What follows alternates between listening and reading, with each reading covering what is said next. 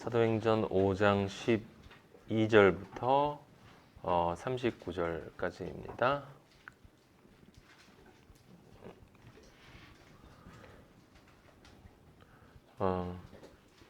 같이 조용하게 읽겠습니다.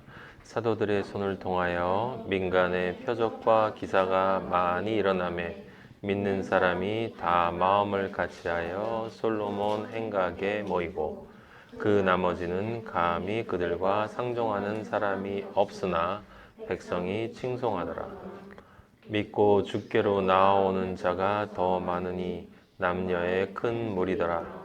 심지어 병든 사람을 메고 거리에 나가 침대와 요 위에 누이고 베드로가 지날 때에 혹 그의 그림자라도 누구에게 덮일까 바라고 예루살렘 부근에 수많은 사람들도 모여 병든 사람과 더러운 귀신에게 괴로움 받는 사람을 데리고 와서 다 나음을 얻으니라. 대제사장과 그와 함께 있는 사람 즉 사두개인의 당파가 다 마음에 시기가 가득하여 일어나서 사도들을 잡아다가 옥에 가두었더니 주의 사자가 밤에 옥문을 열고 끌어내어 이르되 가서 성전에 가서 이 생명의 말씀을 다 백성에게 말하라 하매 그들이 듣고 새벽에 성전에 들어가서 가르치더니 대제사장과 그와 함께 있는 사람들이 와서 공회와 이스라엘 족속의 원로들을 다 모으고 사람을 옥에 보내어 사도들을 잡아오라 하니 부하들이 가서 옥에서 사도들을 보지 못하고 돌아와 이르되 우리가 보니 옥은 든든하게 잠기고 지키는 사람들이 문에 서 있으되 문을 열고 본즉 그 안에는 한 사람도 없더이다 하니 성전 맡은 자와 제사장들이 이 말을 듣고 의혹하여 이 일이 어찌될까 하더니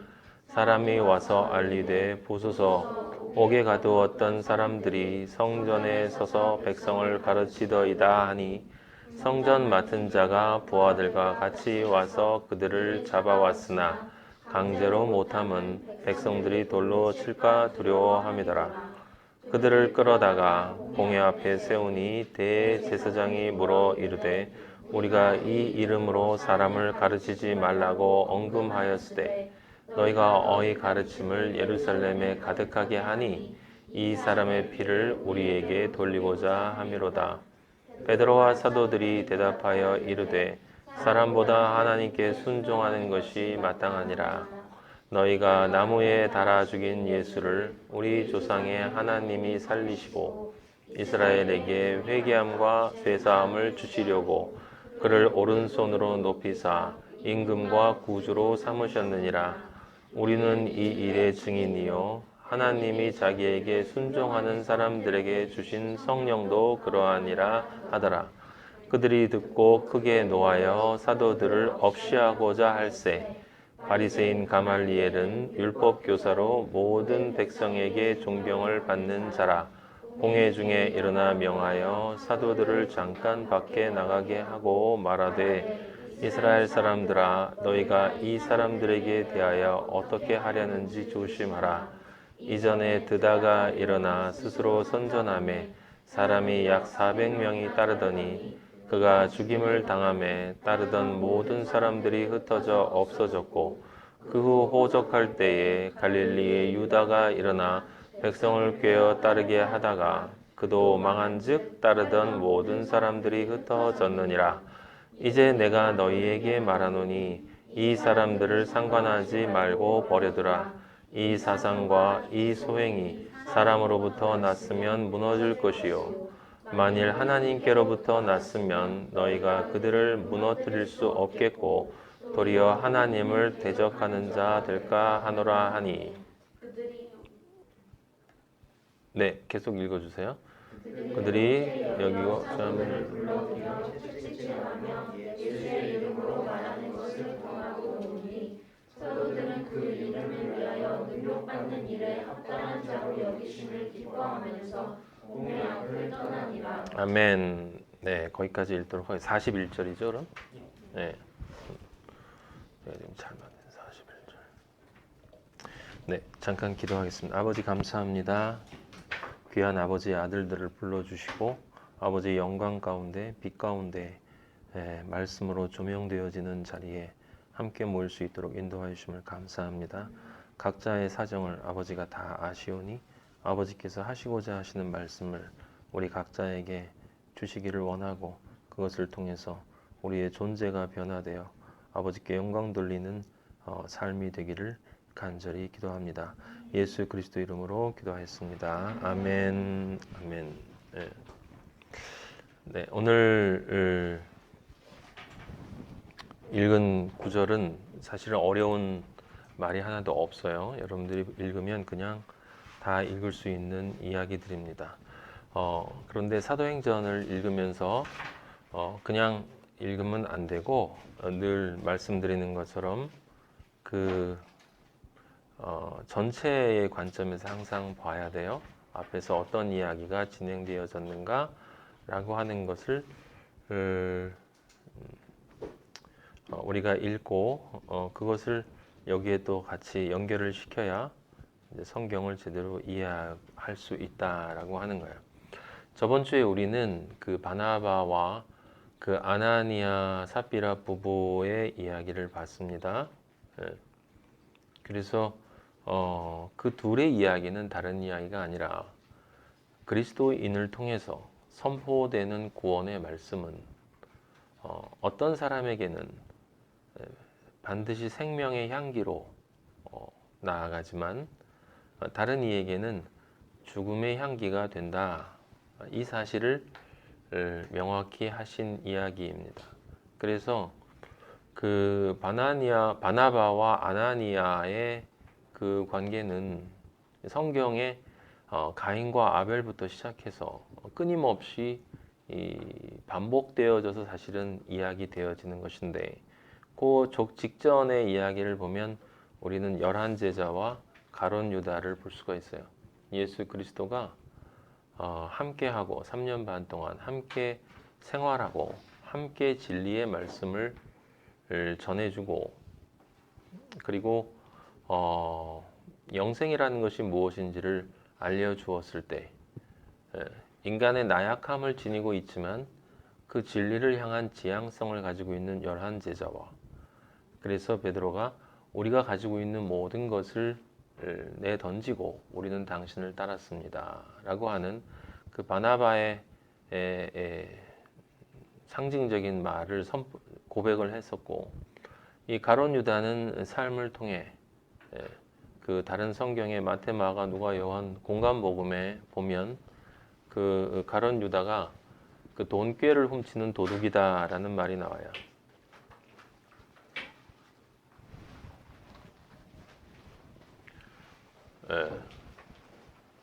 도둑이라는 말이 아니라 예수 그리스도와 함께 있으면서 세상 것에 대한 미련을 버리지 못한 사람이다 라고 하는 거예요. 그래서 그리스도로부터 얻을 것을 얻고 하늘의 영광을 얻고 그리고 그것을 통해서 또 자신이 얻고자 하고는 세상의 부를 동시에 축적하려고 하는 사람이다. 그런 사람은 예수님을 만나서 자신의 소유를 다 팔아도 결국은 세상 것에 대한 미련이 있기 때문에 그 판값을 가져오면 전체 아버지가 원하는 그 온전한 값이 나올 수가 없다라고 하는 거예요. 그래서 그 아나니아와 삽비라 이야기를 여러분들이 정확하게 이해하셨으면 좋겠습니다. 그래서 그 돈의 얘기가 아니라 단순히 눈에 보이는 가시적인 돈의 이야기가 아니라 내가 하나님 아버지를 믿는 그 믿음이 아버지라고 하는 존재가 나에게 어떤 가치로 다가왔을 때 내가 그 가치를 위해서 과연 무엇을 포기할 수 있느냐, 그것을 내가 얻기 위해서 내가 과연 무엇을 그것과 교환할 수 있느냐 라고 하는 것에 대한 이야기다 라는 것입니다. 그런데 이 자신의 것을 전부 그것을 통해서 교환하지 않으면 그러면 반드시 하나님 아버지 앞에 갔을 때 심판날에 나의 것이 남아있게 되고 그 나의 것은 부끄러운 것이기 때문에 숨길 수밖에 없는 것이 되고, 나의 것이 숨길 수밖에 없는 것이 남아있는 사람은 온전한 자로 아버지에게 여겨질 수 없기 때문에, 그것은 이미 그 자체로 처음 믿는 그 순간에 사실은 믿음이 아니기 때문에 이미 심판을 받은 것이다. 심판을 받았다는 것은 이제 진정한 의미의 죽음, 생물학적인 죽음을 단순히 이야기하는 게 아닙니다. 우리 인간은 죽을 수 없어요. 영적 존재로 태어났기 때문에, 아버지가 그렇게 창조하셨기 때문에 우리는 원하든 원하지 않든 죽을 수가 없는 존재예요. 형체는 바뀌어지지만 이 육체는 동물하고 똑같기 때문에 썩지만, 우리의 영혼은 반드시 아버지 앞에 가서 그 영혼이 누구에게 속한 영혼인가에 대한 심판이 반드시 있다라는 거예요. 근데 그때 그 심판은 아주 공정한 심판이기 때문에 무엇 하나도, 실오하라기 하나도 숨길 수 없다라고 하는 그 이야기입니다.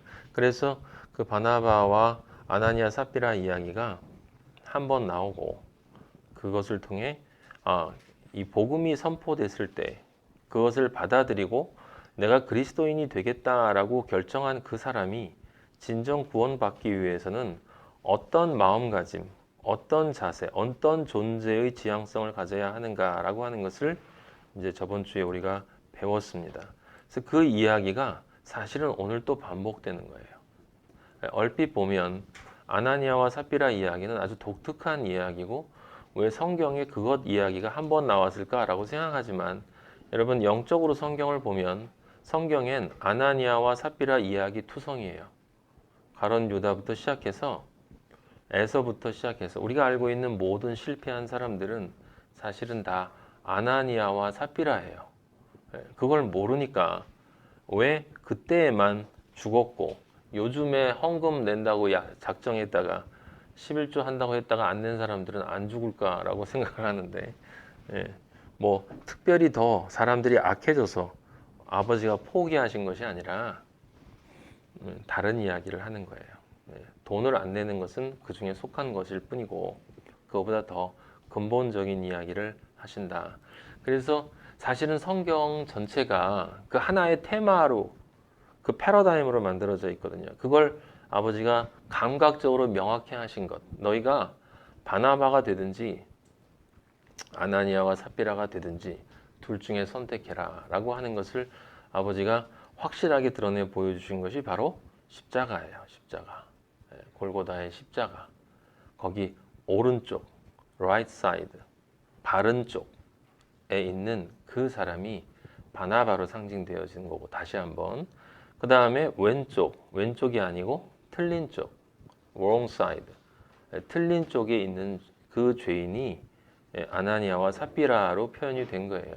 그냥 단순히 예수를 뭐 이렇게 인간적으로 시험하고 당신이 신의 아들이면 내려와 봐 이런 식으로 시험했다라고 하는 그런 얘기가 아니라, 예수 그리스도를 예수 그리스도로 인정하지 못하는 모든 존재에게는 무엇이 어떤 특징이 있냐면 다 공통적으로 그리스도와 만났을 때 자신의 것이 남겨져 있다는 거예요. 네.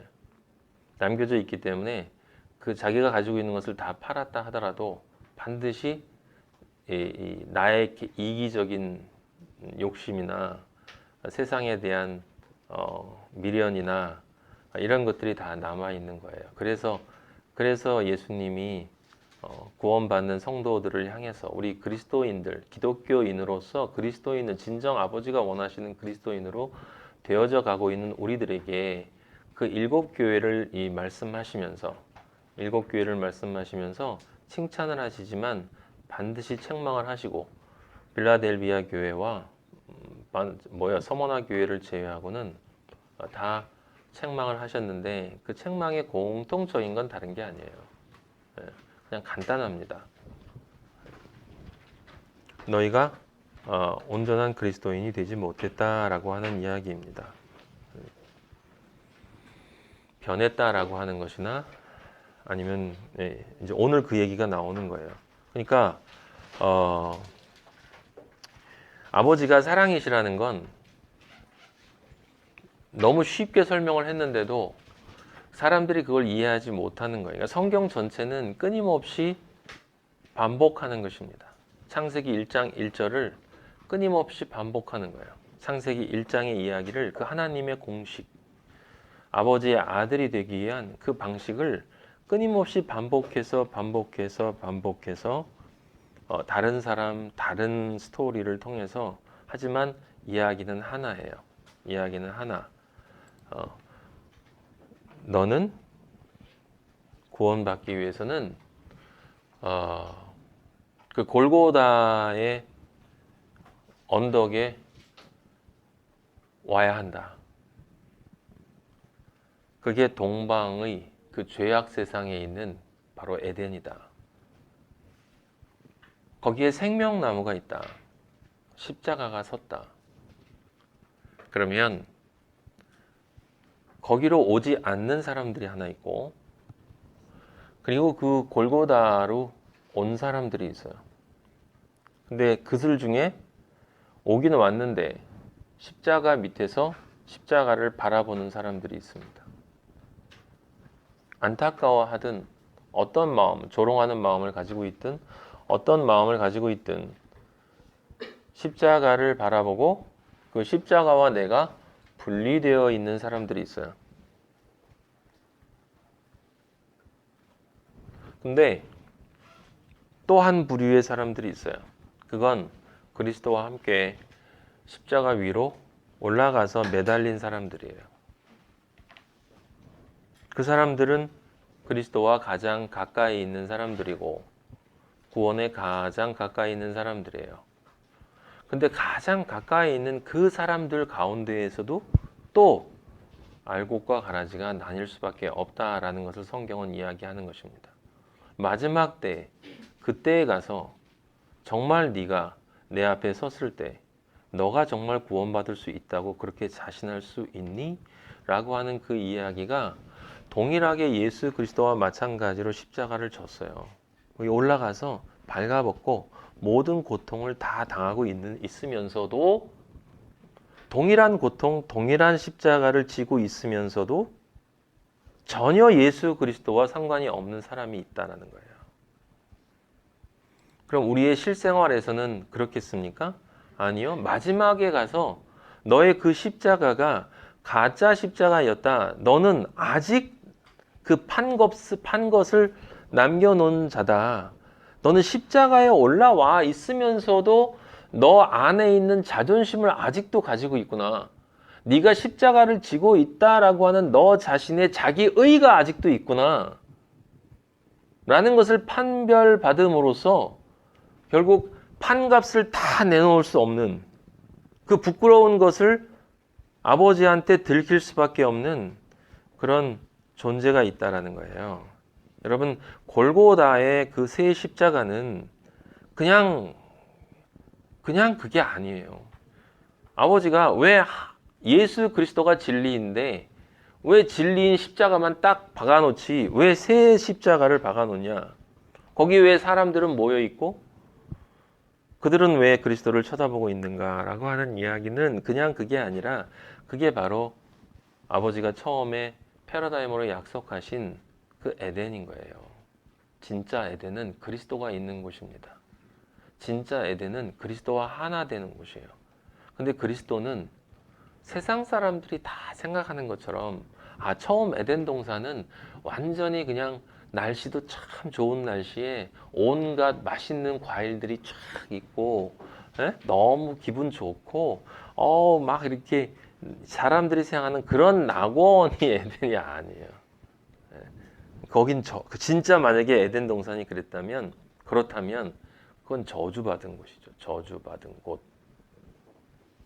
그래서 성경을 거꾸로 읽는 것입니다.